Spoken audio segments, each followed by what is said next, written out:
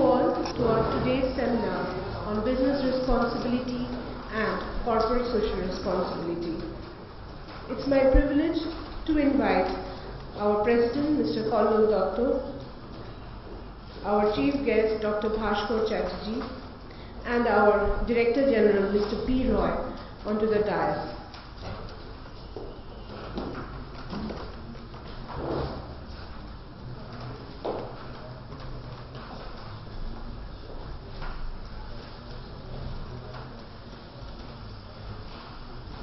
To begin with the program, I would request our President, Mr. Kollu Dotto, to hand over a flower bouquet to Dr. Chatterjee, and welcome Dr. Chatterjee.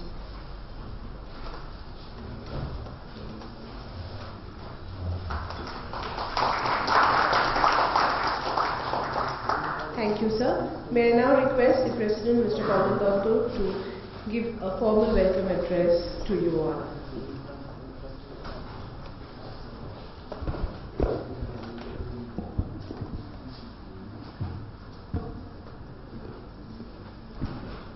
Good morning. Dr. Bhaskar Chatterjee, Director General and CEO of IICA, Mr. Bharat Wagyu, former President Director, Tata Group, and now the Independent Advisor, distinguished guests, ladies and gentlemen. It is indeed a pleasure to welcome you all today in the Bengal Chamber. Today is indeed a very special day for all of us at the Chamber, as we are formalizing the Bengal Chamber's agreement and MOU with IICA. Indian Institute of Corporate Affairs and BCCI have explored and discussed ways to collaborate, and we have arrived at broad consensus towards the partnering with each other in the areas of corporate social responsibility, competition law, corporate governance, inclusive growth, and sustainable development, and the other areas that may be agreed upon mutually by both the parties. This collaboration is mainly aimed at facilitating towards the sharing and advancement of the knowledge towards organized awareness program to promote various aspects of the New Companies Act 2013, especially corporate social responsibility across the major cities in India. Undertake capacity building measures in the endeavor to mainstream the adaptation of CSR and responsible governance practices by the industry, offering certificate courses and short-term trainings, organizing joint seminar, conference and workshops. Today, with the signing of MOU with IICA, the Bengal Chamber will become the nodal agency for IICA in Eastern region, where it will represent IICA and act as a think tank and a center of excellence to support the growth and corporate sector in India through an integrated and multidisciplinary approach. The Chamber is truly proud of this alliance. We are delighted to have amongst us today Dr. Bhaskar Chatterjee IS, Director General of CEO of IICA. Dr. Chatterjee was a core member of the developing, evolving and implementing the CSR regulation and the recent revision of the Schedule 7, which spell out the eligibility of CSR activities.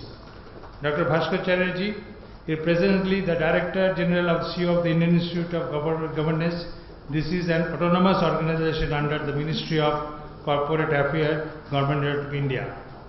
It acts as a think tank, a resource center, a hub for advocacy and the disseminating and training on learning center, and focal point of the subject of corporate affairs. Such encompasses the entire gamut of the corporate governance, corporate finance, corporate competition law, corporate social responsibility.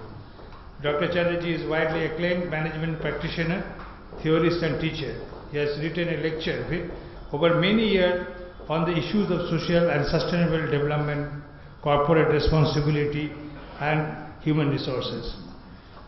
Dr. Chatterjee, as the Secretary of Government of India in the Department of Public Enterprise, he wrote the first comprehensive guideline of CSR for the public sector. In the process, he was able to make CSR a part of the yearly assessment of the public sector enterprise. Shortly after his pioneering effort, Dr. Chatterjee put together dedicated task force and prepared the first comprehensive guideline of the sustainable development for this sector. He has since spoken and lectured widely on both these subjects at many nations, including Bengal Chamber.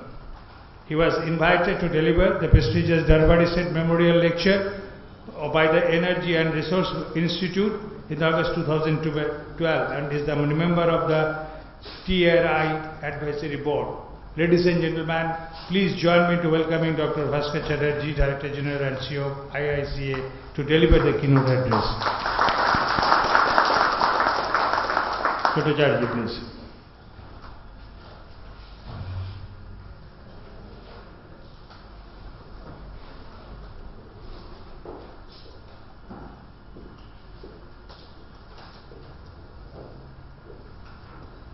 Mr. Dotto, Mr. Roy, my very illustrious batchmate Sunil Mitro, former board member of the IICA, very dear friend and colleague Mr. Bharat Waklu, distinguished delegates, ladies and gentlemen. Let me at the very outset express my very heartfelt thanks to the BCCNI for giving us in the IICA this opportunity to be here with you this morning and to address this very distinguished gathering.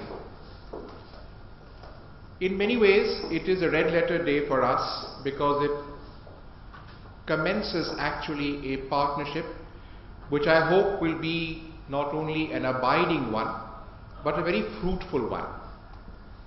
Ever since the passage of the Companies Act of 2013, the Indian Institute of Corporate Affairs has been charged with the responsibility of taking the subject of corporate affairs more or less across the country, particularly those aspects of the Companies Act which are new, which are forward-looking, which have now represented the best practices across the globe, and for which now corporates are gearing up in terms of implementation. As with anything that is new, there are many questions, there are many doubts, there are many apprehensions, many seek clarifications, and we in the IICA are charged with the responsibility of being upfront there to try and help corporates come on board. In the IICA, as Mr. Dotto mentioned, there are these verticals of corporate governance, competition law, corporate finance, and corporate social responsibility. While we were engaged in looking at the map of India and trying to find partners in different regions to carry forward this very onerous task, it came about that we attended a couple of workshops here in the BCCNI, and having of course Mr. Kollam Dotto on board as a friend and colleague in earlier years, we decided upon extending a hand of friendship and cooperation to the BCCNI to be our partners for Eastern India. Given their reach, given the enormous amount of work that they have done in the recent past, and the kind of stature that they have acquired in these parts, we felt that they would be just the right kind of partner to help us work on our agenda in this part, in this region of our country. It is therefore a very proud privilege that we feel in signing this MOU today. And as I said, it will be a landmark for both our organizations. We repose great faith and great hope that BCCNI with us will forge that partnership which will enable us to unfurl what we call the Companies Act 2013 flag in the entire region of Eastern India. With these few words, and extending to you a very warm thanks from all of us at the IICA, and hoping that in the years to come we will be able to take forward our mutual agenda. Thank you very much.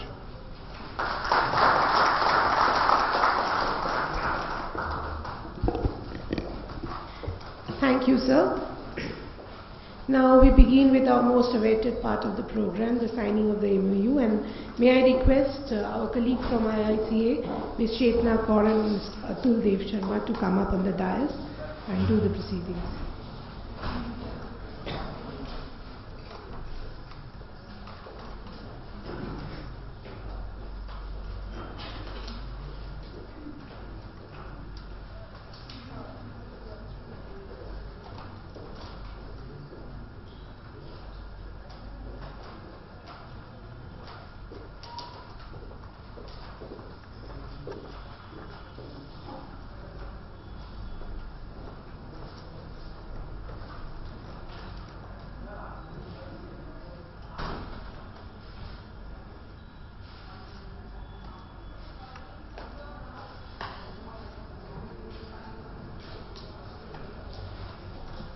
A big round of applause, please.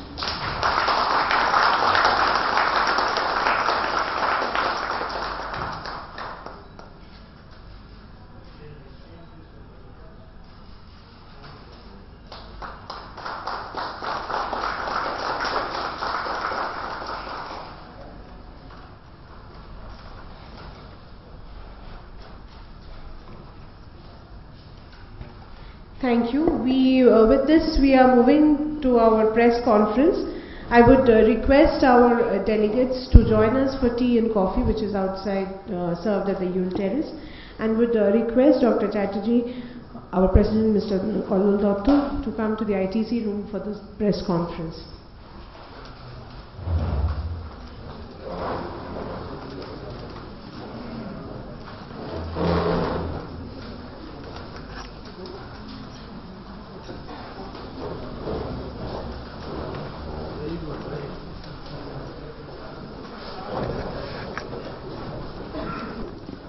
Thank you, sir. We are now starting off with our next session.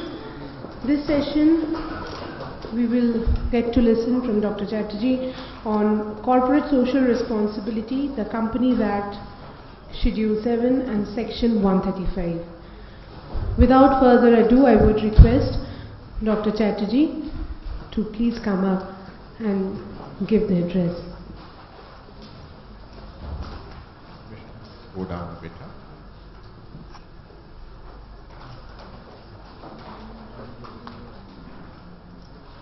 We'll treat this session as an informal one purely, and I would be grateful if you could stop me anywhere you want, any clarifications, any doubts, any difficulties. Please don't hesitate to interrupt me as we go along or ask questions wherever you feel like it. This particular section, 135, is one of the sections of the Companies Act. As you know, the Companies Act has 470 sections, and perhaps just this one, section 135, has generated more interest than perhaps any other. So it is important as working executives, or even as people generally interested, to know what the Act, this particular section of the Act, says, what it means, and how exactly are corporations, companies to implement it. So, in the first part of my presentation, I will try and take you through the Act and some part of the rules, and after that I'll open it up to you to express your views, your opinions, or any doubts or questions you might have. So let's go on to the first slide. This is the way that the CSR legislation actually unfolded. The first inklings we saw in the Department of Public Enterprises guidelines, which were on the 1st of April 2010. Thereafter, of course, the Companies Bill 2013 approved by the Lok Sabha. Then the Rajya Sabha approves it on the 8th of August. the Gazette notification comes out on the 30th of August, and the rules are notified on the 27th of February. That's how the legislation and the rules have gone so far. Next. Now this is what section 135 says. It's a short section, but the important part is that every word in this section is important. Every comma, every full stop, every semicolon is redolent with meaning. And therefore one should understand it very, very carefully. If you look at section 135, the first part of section 135 tells you which are the companies that qualify. So if you belong to a company which has any one of these, any one, not all three, then your company would qualify and would be under the aegis of this Act. The second part says that if you are one such company, then what should that company do? It needs to appoint or constitute a CSR committee of the board. The important part is this is not just any other committee, it is a committee of the board which has at least 3 directors, one of whom needs to be an independent director. Alright? One thing you must remember here is, if there was any such committee, please disband it. The committee has to be constituted after the 1st of April 2014. Coal India, for example, is still wrestling with the fact that they had one such subcommittee, which now they are reconstituting. Importantly also, you will see that this is a committee of the board, and therefore the board resolution and number by which this committee is constituted is very important. You need to declare that, and in the course of time we will also ask you what is the board resolution, what is the number and date of the board resolution by which this 3-member committee is constituted. This is important because you will soon see that if you go to the next one, 135.2, no, this is 3, go to 2. The board's report shall disclose the composition. So every one of those 3 or more directors needs to be identified by name, by face, by DIN number. Every one of these needs to be identified by anyone who accesses your website or your director's report. I'm mentioning this because I'm leading you to the idea of responsibility fixation. Every one of these 3 is personally liable to ensure that the CSR activity actually happens. And therefore, this committee, the identity of each of the committee members is something that has to be in the public domain. You will see that this section 135 brings not only transparency, but also responsibility and individual responsibility to the whole idea of CSR. Therefore, it becomes something that goes from the back room right into the boardroom. Next please. This is one of those rare pieces of legislation which actually says what a committee must do. The legislation doesn't say it must appoint a committee, these should be its members, and good luck to the committee, you can have more samosas, more cashew nuts, more chai. This particular legislation actually clearly states what that committee must do, and the word here is not will. The word here is shall. You are duty bound by the Act to do these following things. And what are they? Formulate and recommend to the board what? A CSR policy. What kind of policy? Here is a piece of legislation that doesn't leave you with a policy. It also tells you what that policy is or should be. See the detailing that's been done. This is the only policy of its kind that actually has a very clear charter. Every activity, every single activity that the company needs to do for its CSR must be part of that policy. Again, here the word is not will, the word is shall. Shall indicate the activities to be undertaken. So whereas you may write 4 or 5 pages of wonderful English in your policy, all of that is redundant. Annexed to the policy of your company must be the list of activities which your company proposes to take up. Observe therefore that the doing of a CSR activity is not something which any employee can do at any stage at any time.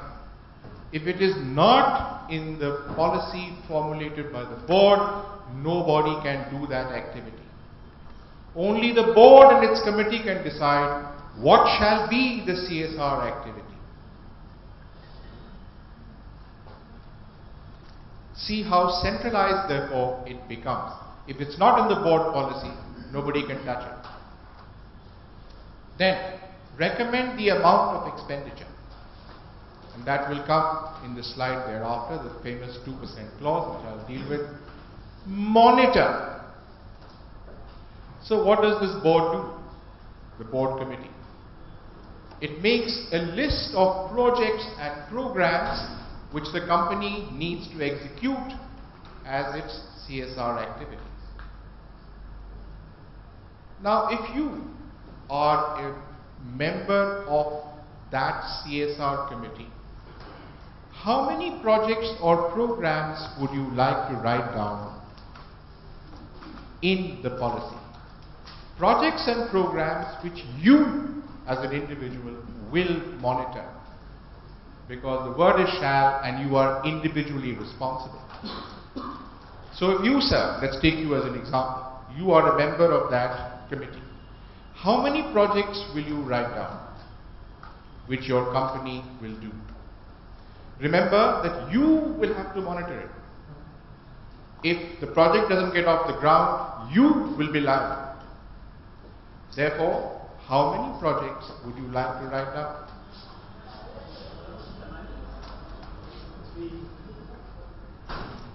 Good. Anyone else who dares to be more bold? Not too many. Of course. What does that mean? Look, you are one of the 3 members. Every activity which you put in that policy, you are responsible for and you are to monitor. As a human being, how many projects can you monitor? Something that you will be sure you will be able to accomplish in that year. Exactly. Or it could be 3-year project, it could be a 5-year project. But the milestones given for that year, you have to monitor. Sir, this corporate social responsibility that you are mentioning here, are they mandatory? I mean, you have to go. The question I have asked you is not to be answered by a second question. The question I've asked you is, if you are a member of that committee and you are to draw up a list of activities which your company is to undertake, how many activities would you put down? Which seems to be practically feasible. Exactly. Because you also need to ensure that if you put it down, it has to happen. Depending upon the expenditure which the board approves. Board is going to approve 2% of the last 3 years' profits. Forget it. Even if it is 10 rupees. What I'm saying is, how many activities can you monitor? Think carefully. The rider lies here. Many companies dress up their CSR work by saying we do 50, 60, 100, 200 activities. They are no longer one-off activities. Holding a small camp there, sending a mobile bank here, those are not counted as CSR anymore. A CSR activity has to be a project or a program. How many projects can you actually monitor? And the answer, as you rightly said, sir, is somewhere which is small enough for you to actually take care of. Which is the single largest company in India? Reliance. ONGC. oil. Who said ONGC? Correct. In the year 2012-13, how many CSR activities did ONGC have?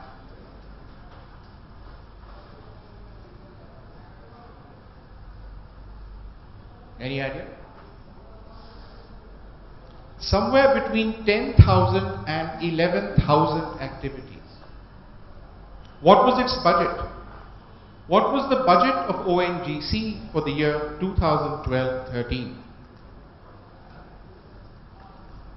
CSR budget.